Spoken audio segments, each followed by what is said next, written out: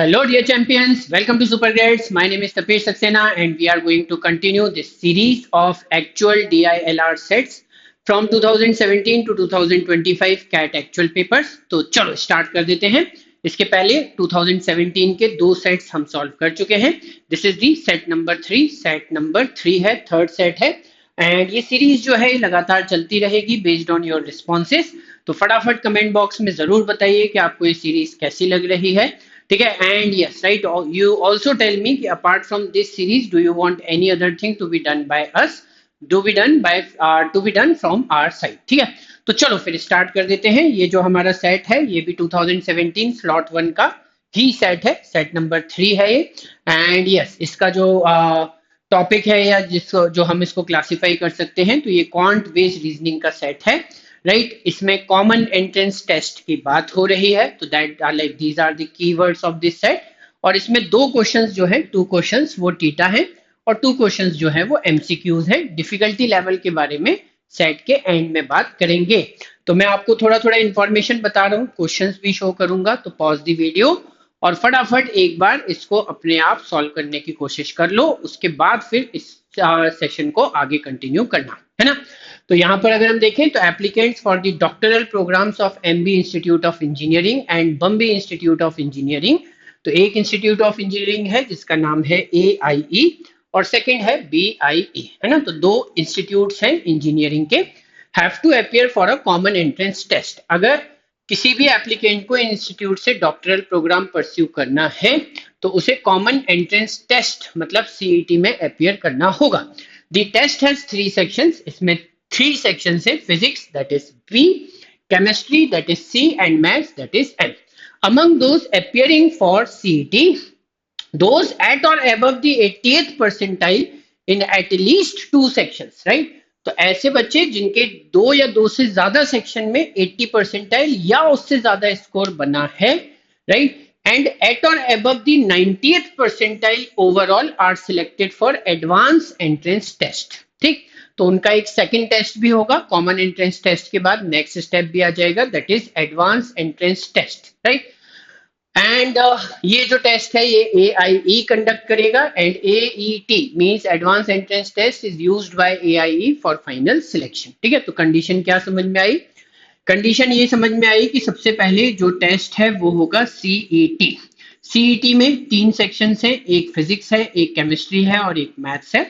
And इसके साथ इसका एक ओवरऑल स्कोर भी देखा जाएगा.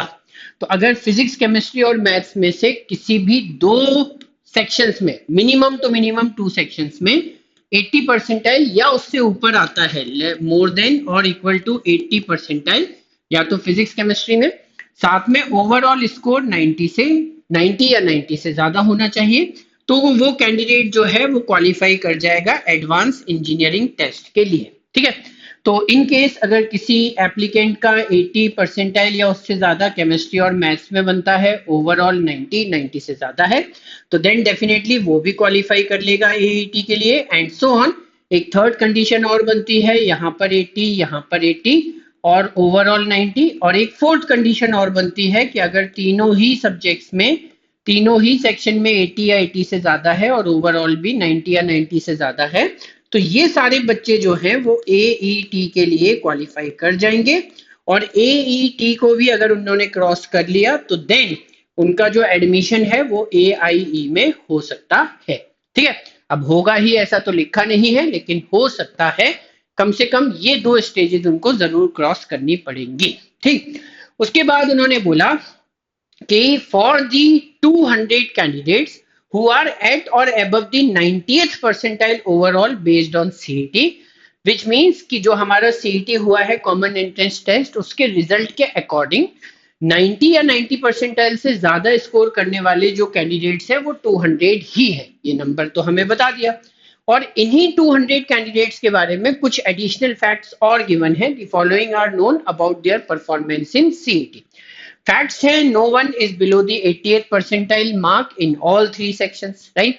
तो कोई भी बच्चा तीनों सेक्शन में एक साथ 80 से कम स्कोर कर रहा है ऐसा नहीं. इन 200 में ऐसा कोई भी बच्चा, कोई भी कैंडिडेट नहीं है जिसने तीनों ही सेक्शन में 80 से कम परसेंटाइल स्कोर किया. मतलब हर स्टूडेंट का इन तीनों में से किसी ना किसी सेक्शन में 80 या 80 से ज्यादा जरूर आया। उसके बाद 150 are at or above the 88th percentile in exactly 2। तो अब देखो यहाँ पर एग्जैक्टली 2 की बात हो रही है। नेक्स्ट स्टेटमेंट पढ़ेंगे, the number of candidates at or above the 88th percentile only in P and so on, right. तो यहाँ पर only P, only Q, only C की बात हो रही है। तो डेफिनेटली हमें ये तो समझ में आया कि इसमें कुछ वेन डायग्राम जैसा बनने वाला है, राइट। फिर कुछ और एक पॉइंट नंबर 4 भी हमें गिवन है और उसके बाद फिर कुछ एडिशनल इंफॉर्मेशन और भी है। तो मेरे ख्याल से सबसे पहले तो हमें सारे वैल्यूज ही क्रैक करने पड़ेंगे तभी ये सेट सॉल्व हो पाएगा। तो ये है इस सेट के 4 क्वेश्चंस, ठीक है। 2 थीटा है, सेकंड एंड थर्ड, 2 एमसीक्यूज हैं 1 एंड 4। तो एज आई सेड अर्लियर कि पहले इसे पॉज करो, एक बार खुद से ट्राई करो, सॉल्व करने की कोशिश करो, उसके बाद फिर वीडियो को कंटिन्यू करो, है ना। तो चलो अब अगर हम समझने की कोशिश करें कि क्या होगा इसका कॉन्सेप्ट, कैसे बनेगा सेट, तो हमको ये पता है कि टोटल 200 कैंडिडेट्स हैं जिन्होंने ओवरऑल स्कोर 90 या 90 से ज्यादा बनाया है। और इनके बारे में ये पता है कि इनमें से कोई भी कैंडिडेट ऐसा नहीं है जो किसी भी सेक्शन में 80 परसेंटाइल स्कोर ना कर पाया हो। हर कैंडिडेट ने कम से कम किसी एक सेक्शन में 80 या 80 से ज्यादा परसेंटाइल जरूर स्कोर किया है। तो अगर मैं यहाँ पर 3 सर्कल रखूं जिसमें सेक्शन पी मतलब फिजिक्स में वो बच्चे हैं जिन्होंने 80 या 80 से ज्यादा स्कोर किया है, केमिस्ट्री में भी वही बच्चे हैं जिन्होंने 80 या 80 से ज्यादा स्कोर किया है, and so on, physics, chemistry and maths, right. तो हमें ये पता चला कि इन सर्कल के अंदर सिर्फ वही स्टूडेंट्स हैं जिन्होंने 80 या 80 से ज्यादा परसेंटाइल बनाया है। And I am very sure कि ये पूरे 200 इन सर्कल के अंदर ही आ जाएंगे, मतलब सर्कल के बाहर तो हमें कोई नहीं दिखेगा, दैट विल बी 0, ठीक है। अब सर्कल के अंदर की जो वैल्यूज हैं अभी तो वेरिएबल ही लेने पड़ेंगे। तो लेट्स से कि इन 200 स्टूडेंट्स में से जिनका ओवरऑल स्कोर 90 परसेंटाइल से ऊपर है, सिर्फ फिजिक्स में 80 परसेंटाइल से के इक्वल या ऊपर स्कोर करने वाले स्टूडेंट्स हैं ए, यहाँ पर only chemistry B, only maths C. Then physics and chemistry both but not maths is D, physics, chemistry and maths both but not physics is E, physics and maths both but not chemistry is F, and all three of them मतलब तीनों ही section में 80 percentile से ऊपर score करने वाले candidates हैं जी। तो let's see the information one by one, ठीक है। फर्स्ट इंफॉर्मेशन तो क्रैक्ड हो चुकी है ऑलरेडी, हमें पता है कि वहां इन तीनों सर्कल के बाहर 0 स्टूडेंट्स हैं। उसके बाद 150 are at or above the 88th percentile in exactly 2 sections. तो एग्जैक्टली 2 सेक्शंस में 88th परसेंटाइल क्रॉस करने वाले बच्चे हैं डी, ई और एफ, और इन तीनों का जो सम है वो हमें क्वेश्चन में बताया जा रहा है 150, राइट। तो सेकंड इंफॉर्मेशन भी बहुत इजी है, it is easy to crack. The number of candidates at or above the 88th percentile mark only in P means that is A, is the same as the number of candidates at or above the 88th percentile mark only in C, so that is B, and then the same is the number of candidates at or above the 88th percentile mark only in M, right। तो इसका मतलब A, B, C यहाँ पर equal है, ठीक। तो मेरे ख्याल से इससे हमारे वेरिएबल्स तो रिड्यूस हो गए, A, B, C they all are equal. उसके बाद उन्होंने हमसे बोला कि the number of candidates below 80th percentile in P. तो देखो पी में जिनका 80 से ज्यादा आया है वो तो सब इस सर्कल के अंदर है, तो जिनका 80 से कम आया है वो सर्कल के बाहर है, मतलब हम बी, ई, सी की बात कर रहे हैं। लेकिन इस बी को हम इक्वल टू ए ले लेंगे और सी को भी ए, तो यहाँ पर आ जाएगा 2a प्लस ई। तो वो क्या कह रहे हैं कि 2a प्लस ई का रेशो, अब किसके साथ है ratio, number of candidates below 80th percentile in C. तो सी के below 80th percentile means A F A, तो ये हो जाएगा 2a plus F, and then number of candidates below 80th percentile in M. तो एम में below 80th percentile, तो ये ऊपर के 3 वेरिएबल्स आ जाएंगे A and D, so that has to be 2a plus D. इन तीनों का जो रेशियो है that is given to us as 4:2:1, है ना। तो ये रेशियो हमें गिवन है। तो ऑब्वियसली यहाँ पर जो भी नंबर्स होंगे वो होल नंबर्स ही होंगे, नेचुरल नंबर्स ही होंगे, और नेचुरल नंबर्स को हम रिप्रेजेंट करते हैं n से। सो वी जस्ट एज्यूम कि ये जो नंबर्स है ये क्या है, 4n, 2n और 1n, मतलब ये वैल्यू 4n है, ये 2n है और ये 1n है। तो अगर मैं इन तीनों को ऐड कर देता हूं तो मुझे क्या पता चलेगा, 2a plus 2a plus 2a, that will be 6a, and then D E F का सम आ जाएगा। तीनों इक्वेशंस में डी ई एफ भी अवेलेबल है, और इन सब का जो सम है वो हो जाएगा 7n के बराबर, राइट। नाउ आई नो कि डी ई एफ तो 150 है, तो यहाँ पे 150 रख सकते हैं, तो हमारी एक इक्वेशन तो तैयार हो गई, that is 6a plus 150 is equal to 7n। अब इस इक्वेशन से हम क्या इंफॉर्मेशन एक्सट्रैक्ट कर सकते हैं? इंफॉर्मेशन ये बनेगी कि यहाँ पे 7n है, 7n मतलब 7 का मल्टीपल, तो यहाँ पर भी 7 का मल्टीपल होना चाहिए। अब 6a और 150 दोनों 6 के मल्टीपल है, तो इसको सिंप्लीफाई किया जाए तो a प्लस 30 आ जाएगा। a प्लस 30 जो है that has to be a multiple of 7, है ना। a प्लस 30 और उसमें अगर हम 6 मल्टीप्लाई करेंगे, so this has to be a multiple of 7, है ना। So that is the concept that we can understand. चलो ठीक है, तो यहाँ पर हम क्या बोल सकते हैं? Okay, right, what we can say about this, तो यहाँ पर ई एफ और डी का सम आ गया, 2a 2a 2a set that is 6a। तो हाँ जी, तो अब यहाँ पर a के वैल्यूज जो हैं वो हम फिगर आउट कर सकते हैं। आई एम श्योर a के वैल्यूज यहाँ पर फिगर आउट हो जाएंगे। ओके, ओके, अच्छा, एक बार और देखते हैं ध्यान से कि यहाँ पर कॉन्सेप्ट क्या बन रहा है। अगर हमने इन सबको ऐड किया तो 2a 2a 2a that is 6a, और यहाँ पर आ जाएगा 7n। ओके, क्लियर है? चलिए ठीक है ना। एक इंफॉर्मेशन हमारे पास यहाँ पर और है, ये जो 200 है ये क्या है, ये इन सारे वेरिएबल्स का सम है। तो इन सारे वेरिएबल्स का सम जो है वो 200 के बराबर होना चाहिए। तो हमें पता है इन सारे वेरिएबल्स में 3 बार तो a है, so that has to be 3a, ठीक है। उसके बाद इसमें d e और f भी है हमारे पास, और उसके बाद इसमें g भी है। तो इन सब का जो सम है दैट हैज टू बी 200, और डी ई एफ 150 के बराबर है। तो इसका मतलब 3a प्लस जी जो है that has to be equal to 50। तो एक कंडीशन हमारे पास ये है ना। And yes, what we can say for sure is कि यहाँ पर हम एक चीज समझ सकते हैं। अच्छा ठीक है, मेरे ख्याल से यहाँ पर ये 25 मैंने 30 मैंने गलत लिख दिया है, तो चलो इसको सही कर लेते हैं। राइट, इट इज 100%, 150 को 6 से डिवाइड करेंगे सो इट विल बी 25, है ना। अब आप समझो इस बात को कि अगर 6 इंटू ए प्लस 25 7 का मल्टीपल है, तो ये जो a प्लस 25 है यही 7 का मल्टीपल होना चाहिए, क्योंकि 6 तो होगा नहीं। तो 25 के आगे 7 के मल्टीपल्स कौन से होते हैं, that is 28 35 and so on. इसका मतलब यहां से हमें ये पता चल रहा है कि a की वैल्यूज क्या क्या हो सकती हैं। तो देखो ध्यान से, अगर a को 3 रखा तो 3 प्लस 25 7 का मल्टीपल मिल जाएगा, तो a की वैल्यू 3 हो सकती है। या फिर 3 के बाद 28 के बाद नेक्स्ट मल्टीपल 35 है, तो 35 के लिए a 10 हो सकता है, उसके बाद 17, उसके बाद 24 एंड सो ऑन, ऐसे बहुत सारे वैल्यूज आ जाएंगे। लेकिन अब अगर a के यही वैल्यूज यहाँ पुट किए तो g के वैल्यूज क्या आते हैं, तो हम अगर यहाँ पर g आइडेंटिफाई करें, a अगर 3 है तो 3 3 9, 50 में से 9 माइनस किया so that will B 41, right. अगर 10 पुट किया तो 3 10 30, 50 में से 30 माइनस किया दैट विल बी 20।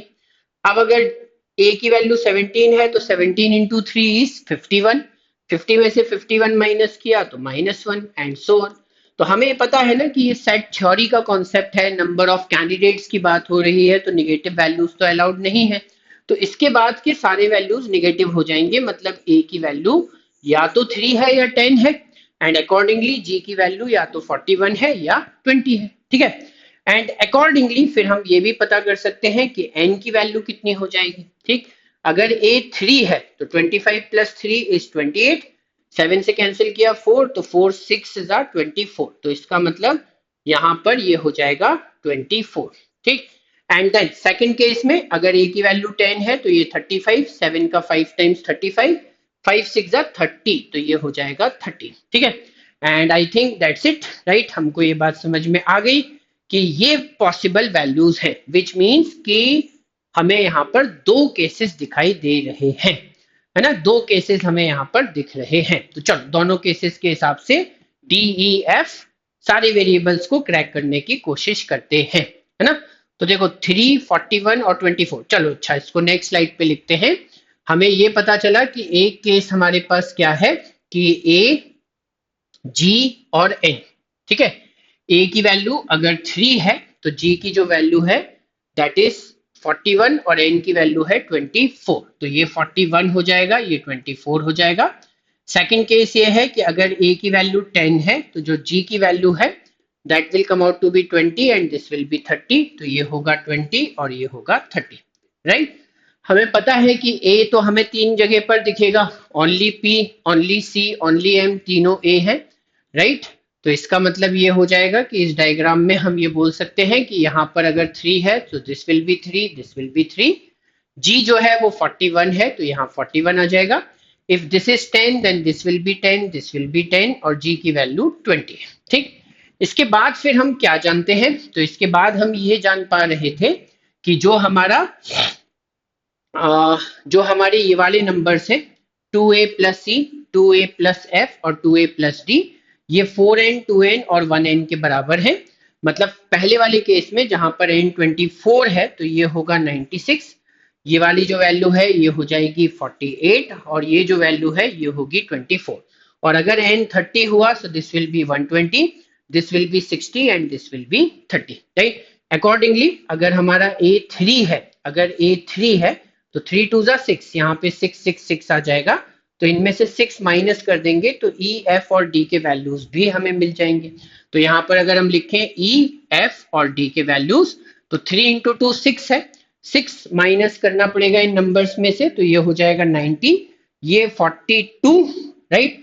6 माइनस करेंगे ना, ये 90, ये 42 और ये 18। तो 90, 42 एंड 18, तो 90, 42 एंड 18, ठीक है। So we can say for sure कि यहाँ पर हमारे पास जो D है वो आ जाएगा 18, ठीक है। और E जो है दैट विल बी 90 और F जो है दैट विल बी 42, ठीक। सेकंड वाले केस में भी इन दी सेम वे अगर देखते हैं तो A कितना है, तो A है 10। A अगर 10 है तो इन सब में से 20 20 माइनस होगा तो 100, 40 एंड 10। तो ये वाले वैल्यूज आ जाएंगे 100, 40 and 10। This will B 100, this will B 40, this will be 10। तो यहां पर लिख सकते हैं 10 DE, so this will B 100 और F जो है दैट विल बी 40। तो ये हमारे दो पॉसिबल डायग्राम्स हैं। अकॉर्डिंग टू दीज डायग्राम्स हमें अपने आंसर्स निकालने हैं, ठीक है। तो चलो अब अगर हम यहाँ पर देखते हैं तो एक एडिशनल कंडीशन और थी हमारे पास, उसको भी पढ़ लेते हैं ध्यान से। एडिशनल कंडीशन क्या थी, ठीक है, जो मैंने नहीं पढ़ी थी वो ये थी, ये वाली, कि BIE जो सेकेंड इंस्टीट्यूट है, फर्स्ट का तो कंफर्म है कि जिन बच्चों ने 80 परसेंटाइल कम से कम 2 सेक्शन में स्कोर किया हो और ओवरऑल 90, वो जाएंगे AET में और AET से AIE में जाएंगे। लेकिन अभी BIE का सिलेक्शन कैसे होगा, तो BIE uses a different process for selection if any candidate is appearing in the AET by AIE। तो अगर कोई कैंडिडेट AET में अपियर कर रहा है तो अपियर कौन करेगा, यही वाले कैंडिडेट करेंगे, ठीक है। तो अगर वो अपियर कर रहा है, BIE considers their AET score for final selection provided the candidate is at or above the 88th percentile in P। इसका मतलब कैंडिडेट का P में 80 या 80 से ज्यादा परसेंटाइल स्कोर करना जरूरी है, विच मीन्स कि जो हमारा BIE है वो ये देखेगा कि इस सर्कल के अंदर कितने लोग हैं, ठीक है, जिन्होंने P में 80 या 80 से ज्यादा परसेंटाइल बनाया है। Any other candidate at or above the 80th percentile in P in CET but who is not eligible for the AET is required to appear for a separate test to be conducted by BIE for being considered for final selection, ठीक है। तो अगर कोई भी candidate ऐसा है जिसने P में 80 या 80 से ज्यादा परसेंटाइल बनाया है लेकिन वो AET के लिए एलिजिबल नहीं है, तो आप देखो AET के लिए एलिजिबल कौन है, राइट। AET के लिए एलिजिबल तो सिर्फ यही वाले लोग हैं, है ना, यही वाले लोग AET के लिए एप्लीकेबल है, एलिजिबल है। तो अगर पी में 80 परसेंटाइल से ज्यादा स्कोर बनाने वाले बच्चे देखें तो वो तो यहाँ पर दिख ही रहे, लेकिन ये एईटी के लिए एलिजिबल ही नहीं है, तो इनको तो पी वैसे भी कंसीडर नहीं करेगा, तो इन बच्चों का अलग से टेस्ट होगा। प्लस अगर कुछ बच्चे ऐसे हैं जो इस डायग्राम में नहीं है, क्योंकि इस डायग्राम में कौन से बच्चे हैं जिन्होंने ओवरऑल 90 परसेंटाइल या उससे ज्यादा बनाया, तो ऐसा भी तो हो सकता है कि कुछ स्टूडेंट्स, कुछ कैंडिडेट्स ऐसे हों जिन्होंने पी में 80 परसेंटाइल या उससे ऊपर का स्कोर किया है लेकिन ओवरऑल 90 नहीं आया, तो वो तो इस डायग्राम में नहीं दिखेंगे। तो डेफिनेटली उन बच्चों को भी एक सेपरेट टेस्ट का मौका दिया जाएगा, क्योंकि बीआईई के लिए पी जो है, फिजिक्स जो है, वो बहुत इंपॉर्टेंट क्राइटेरिया बन रहा है। ठीक है, तो इसका मतलब ये हुआ कि अभी बीआईई के लिए हमें थोड़ी मेहनत और करनी पड़ सकती है, राइट। अब उसके बाद वो ये बोल रहे हैं कि all together there are 400 candidate this year who are at or above 88th percentile in P. ठीक है, तो पी में 80 परसेंटाइल या उससे ऊपर स्कोर करने वाले जो टोटल कैंडिडेट्स हैं वो 400 हैं। उनमें से कुछ लोगों का ओवरऑल 90 परसेंटाइल से ऊपर आया है, तो वो डायग्राम में है, बाकी लोग डायग्राम में है ही नहीं। अगर यहाँ पे देखोगे तो डायग्राम में कितने लोग हैं, 18 और 42 मीन्स 60 और ये हो गया 44, मतलब 104। तो बाकी के 250 296 तो हमें डायग्राम में दिख ही नहीं रहे, तो उनको भी मौका मिल सकता है। एआई जो है, बीआईई जो है, वो उनका सेपरेट टेस्ट ले सकती है, क्योंकि उन्होंने 80 परसेंटाइल या उससे ऊपर तो पी में स्कोर किया है, and same is the case over here. ठीक है, तो चलो अब अगर हम क्वेश्चंस देखते हैं तो हमारा जो पहला क्वेश्चन है वो क्या है कि what best can be concluded about the number of candidates sitting for the separate test for BIE who were at or above the 90th percentile overall in CET। तो इसका मतलब जो CET में 90 परसेंटाइल या उससे ऊपर स्कोर कर रहे हैं, मतलब हमें इन डायग्राम के अंदर जो कैंडिडेट्स हैं उनके बारे में ही सोचना है, उनमें से कितने कैंडिडेट्स को बीआईई का टेस्ट अलग से देना पड़ेगा, राइट। तो डेफिनेटली ये तो एईटी में चले जाएंगे, ये वाले बच्चे तो एईटी में चले जाएंगे। ठीक है, तो इनको तो बीआईई का अलग से टेस्ट देना नहीं पड़ेगा, but what about this, right. तो ये जो स्टूडेंट्स हैं इनको डेफिनेटली बीआईई का टेस्ट अलग से देना पड़ेगा, तो मतलब इनका जो आंसर है वो हो सकता है 3 और 10, क्योंकि दो केसेस हैं तो obviously 2 answers are possible, right. If the number of candidates who are at or above the 90th percentile over and also at or above the 80th percentile in all three sections in CET is actually a multiple of 5। ठीक है, तो अगर all three sections में 80 percentile से ऊपर वाले जो students हैं वो मल्टीपल ऑफ 5 है, तो वो तो हमें सिर्फ सेकंड केस में ही दिख रहा है, तो ओनली सेकंड केस ही कंसीडर करना है। ठीक है, सेकंड केस ही कंसीडर करना है, तो क्या होगा यहाँ पर कि what is the number of candidates who are at or above the 90th percentile overall and at or above the 80th percentile in both P and M in CET। तो हमें P and M दोनों की value जिसमें 88 percentile से ऊपर बच्चों ने score किया है वो देखनी है। तो P और M का ओवरलैपिंग एरिया देख लो यहाँ पर, तो P और M का ओवरलैपिंग एरिया देखोगे तो 40 + 20 दैट विल बी 60, तो इस क्वेश्चन का आंसर डेफिनेटली 60 हो जाएगा। इफ दी, अच्छा अब इसमें भी कंडीशन तो वही है सेम, मतलब हम सेकेंड डायग्राम की ही बात कर रहे हैं। Then how many candidates were shortlisted for the AET for AI, है ना। तो एईटी फॉर एआईई मतलब जिनके 2 या 2 से ज्यादा सेक्शन में 80 परसेंटाइल से ऊपर का स्कोर आया है। तो अगेन डायग्राम में ध्यान से देख लो, इसी डायग्राम में तो इन सबको ऐड कर देंगे, ये सब एलिजिबल है एईटी के लिए, तो ये हो जाएगा 150 और 150 + 20, so that has to be 170। तो इसका आंसर डेफिनेटली 170 आ जाएगा। उसके बाद अगर हम ये बोलते हैं if the number of candidates who are at or above the 90th percentile overall and also are at or above the 80th percentile in P in CET is more than 100, right. तो इसका मतलब how many candidates had to sit for the separate test for BIE. तो अगर हम यहाँ पर देखें कि ये वाला जो सर्कल है इसकी वैल्यू 100 से ज्यादा होनी चाहिए, तो इस सर्कल की वैल्यू यहाँ पर तो 100 से कम है, देखो 10 10 20 40, तो ये तो 80 ही हुआ। तो डेफिनेटली अब हम इस केस की बात कर रहे हैं, और इस केस की बात कर रहे हैं तो इसमें कितने बच्चों को अलग से टेस्ट देना पड़ेगा।